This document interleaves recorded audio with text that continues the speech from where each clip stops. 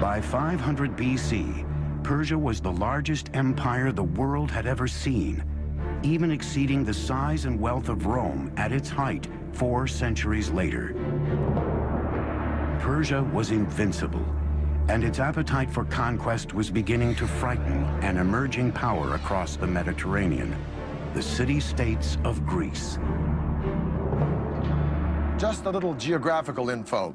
That big body of water out there is the Black Sea. This thin body of water here is the Bosphorus Strait that connects the Black Sea to the Mediterranean. So I'm standing in Asia, or Asia Minor, if you will, and that land over there is Europe. Now, in 494 BC, Darius put down a revolt from some cities on the coast of Turkey. But this revolt had been supported by Athens, so Darius wanted to teach Athens a lesson. He was going to march on Greece and attack that city. But how is he going to do it? He's got to go across the sea. Well, he takes a bridge of boats, pontoons, if you will, and lines them up from that point to that point and marches an army, so Herodotus says, of 70,000 men across the sea to attack Greece. Amazing. Persian engineers connected one side of the Bosporus to the other by scuttling boats side by side to form the foundation. Then they built a highway across the top, linking Asia to Europe. Probably this was a system of planks, and underneath there was a system of packed earth or perhaps dry wood to keep basically the road stable.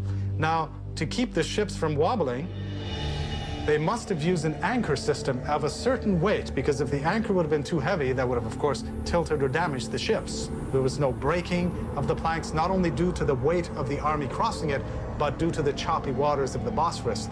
That's quite the feat of engineering before the age of computers. It is late August in the year 490 BC. Darius has already marched into Greece and taken Macedonia. Now he's destined to meet the Greek general Themistocles and an army from Athens and Corinth at the famous Battle of Marathon. The massive army from Persia numbers 60,000 or 140,000, 250,000, depending upon the propaganda you read. Suffice it to say, the Greeks are outnumbered 10 to 1. Their only recourse is to send for reinforcements. So the legendary runner Philippides runs from Marathon to Sparta, a distance of 140 miles in 2 days, hence the name of the race, Marathon. The two armies faced each other separated by a vast open plain. If they clashed head-on, the massive Persian forces would mow down the greatly outnumbered Greeks. This was the beginning of the Persian Wars. A reduced Greek force attacked the Persians head-on. The Persians went for an easy kill. But the remaining Greek forces had split into two and opened 2 other fronts against the Persians. Sucked into a bloody slaughter pit, the Persians suffered heavy losses and retreated. For the Greeks, it was a great victory. For the Persians, just a speed bump on their path to world domination. Darius decided to return home and turn his attention to shoring up Persepolis, his capital city. He would never get there. In 486 BC, Darius died on his way to quelling a rebellion in Egypt, leaving behind an empire that redefined the very notions of power and glory. He also prevented a replay of the chaos that followed the death of Cyrus by naming his successor, his son Xerxes. Now, Cyrus the innovator and Darius the expansionist were very hard acts to follow. But Xerxes had been a king in waiting all of his life. And a couple of his first acts were to suppress a rebellion in Babylon, another one in Egypt. And then he went after the Greeks. Somehow the Greeks just stuck in his craw. Some historians argue that Xerxes was making a preemptive strike. Others say that he was just cleaning up the business of his father. Whatever the case, the Greeks were no longer intimidated or impressed by the Persians since they'd beaten them at Marathon. And so Xerxes buddied up with the Carthaginian navy and the tip of what is now modern Tunisia, and he decided to beat the Greeks at sea. Discovered in 1931, Persepolis is one of the last archaeological excavations that dates back to the ancient world. 480 BC, the Persian Empire is at its peak, vast, immensely powerful, and incredibly rich. It's been 10 years since the Greeks defeated Darius the Great at the Battle of Marathon. His son Xerxes is now the latest absolute monarch in Persia's Achaemenid dynasty, and Xerxes wants revenge. Greece is only beginning to emerge as a force to be reckoned with, a coalition of profoundly different city-states, from democracies to dictatorships. They are united only by one creed, their hatred of Persia. The ancient world is on the verge of the Second Persian War. The outcome will lay the foundation for the modern world. Greeks traditionally called everybody except themselves barbarians. So this whole thing really between East and West started probably with the Persians and the Greeks and continued ever since. The Persian invasion of Greece would be one of the greatest collaborations of strategy and engineering in military history. The massive invasion would be a complex land-sea assault, demanding some astonishing feats of engineering. Xerxes wanted his forces to enter Greece at the isthmus of Mount Athos, but the seas there were so turbulent, the king directed his builders to dig a canal across the isthmus. With vast manpower and expertise in canal engineering, Xerxes' engineers took a mere 6 months to complete the canal across the isthmus. But the next challenge facing his generals and architects was even greater. The huge Persian army still had to cross the 1.5-mile-wide Hellespont. To this day, their solution is considered one of the most ambitious engineering projects ever conceived for a military campaign. Borrowing a page from his father's book, Xerxes ordered a double pontoon bridge built across the Hellespont. A feat of engineering that would far surpass the bridge Darius built at the Bosphorus. But what's very interesting is that 674 ships were now lined up. How were these ships kept stable? This must have been quite an engineering feat. The Bosphorus is not a very calm area. It can be quite choppy. The row of ships were kept in place with a very taut system of cables, probably 2 large cables that ran between Asia and Europe. Now remember, a large number of troops crossed this bridge, perhaps up to 240,000 troops. The ropes allowed the boat sufficient flexibility of movement in the turbulent waters. Each section of the bridge was built on 2 boats connected by planks, so the entire roadway could ride the waves, absorbing much of the surface choppiness. Persian engineers then constructed a platform across the top of the boats, then the roadway on top of that. With each wood plank, a superhighway emerged, crossing the Hellespont using battleships as the foundation. Remember, we're dealing with the hooves of tens of thousands of cavalry, including armored cavalry, which would have been much, much heavier. The ships were amazingly kept stable, so this allowed Xerxes to cross with his army into Europe and cross back when he needed to, and the ships were kept in place. And for a short period, Europe and Asia were one. 10 days later, with his bridge complete, Xerxes marched into Europe. The whole army crossed with heavy equipment, heavy cavalry, and the planks were kept in place. There was no breaking of the planks, not only due to the weight of the army crossing it, but due to the choppy waters of the Bosphorus. Xerxes' strategy was simple: overwhelm the Greeks on land and at sea with superior numbers. Once again, the Greeks were led by the great general Themistocles. He knew he couldn't beat Xerxes on land, so the entire campaign was designed to lure the Persian navy into a trap. In August of 480 BC, the 2 armies met at a spot chosen by the Greeks, Thermopylae, a mountain pass so narrow, only one chariot at a time could get through. For days, the massive Persian army was stalled, bottlenecked on the wrong side of the pass, just as the Greeks planned. In the meantime, unseen by the Persians, Themistocles left with most of his army, leaving only a token force of 6,000 Spartans behind. Like his father before him, Xerxes was about to charge headlong into a Greek trap. When they finally broke through the narrow pass, the Persians easily destroyed the meager Spartan force Themistocles had left behind as bait and marched toward Athens. But when Xerxes reached the city, Athens was deserted. Xerxes suspected he had been duped and would make the Athenian people pay for it. For generations, tolerance for their vanquished had been the hallmark of Persian kings. Not this time. In a very un-Persian-like act, Xerxes burnt Athens to the ground.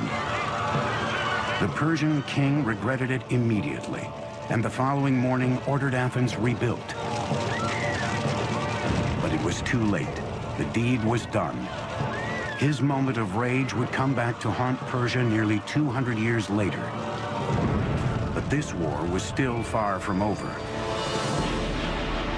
At the same time, Themistocles was setting his trap that lured the massive Persian navy into the narrow bay at Salamis.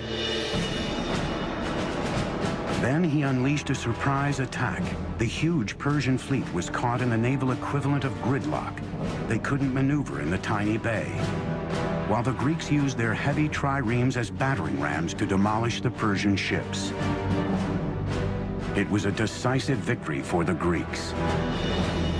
Xerxes returned home defeated, king of a Persian empire that was no longer invincible. There is one high note in the Persian loss against the Greeks at the Battle of Salamis, one saving grace, a woman named Artemisia, the sole female Navy captain in the Persian fleet. She faked out the Greeks by ramming one of her own losing ships, and she sailed away to escape in the confusion. Her survival skills so impressed Xerxes that he was thought to have said, "My men are becoming women, and my women are becoming men." The Persian wars launched Athens into its golden age, but left the colossal Persian Empire vulnerable. It would be left to a young prince, a worshiper of Persia's great kings, to deal the empire its last blow. Humiliated by Artemisia's daring escape, the Greeks offered a huge price for her capture, but Artemisia had safely sailed home.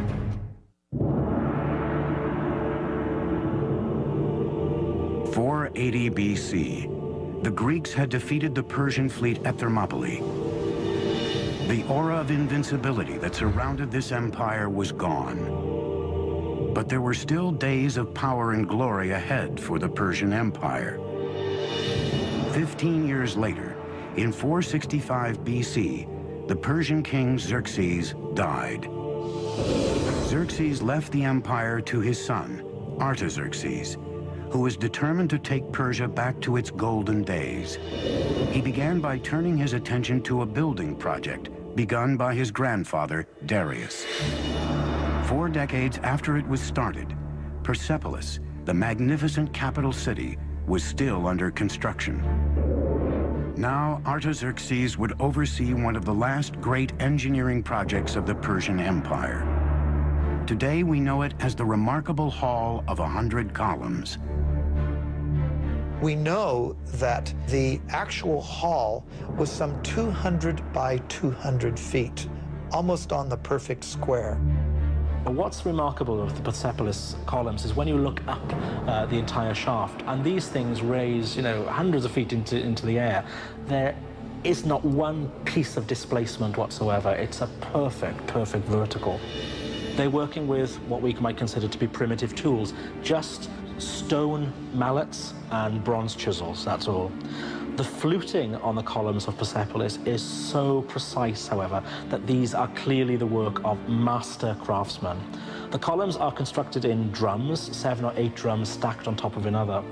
This is done by scaffolding the whole area around the column, and then with a crane, a wooden crane, literally moving each column drum in place. Any client king, any governor from a distance, or even anyone who would come in that hall would be so impressed by the vastness of the hall and by this forest of columns that stretched nearly as far as the eye could see. An amazing achievement. Across the empire, Persians were still producing some of the most extraordinary feats of engineering in the ancient world.